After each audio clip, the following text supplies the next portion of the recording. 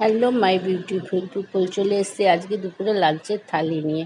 প্রথমেই এক বাটি ভাত, তারপর লেবু, সহযোগে লঙ্কা, আর তারপর নিয়েছি গরম বড়া ভাজা, যেটা আমরা পেঁয়াজি বলে থাকি, সঙ্গে একটা পেঁয়াজ,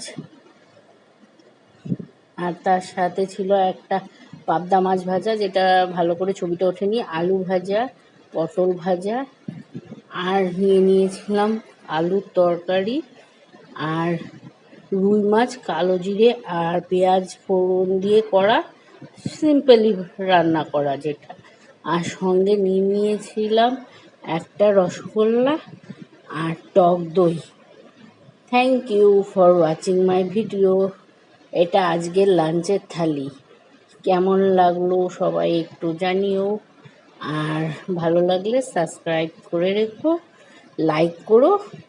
থ্যাংক ইউ।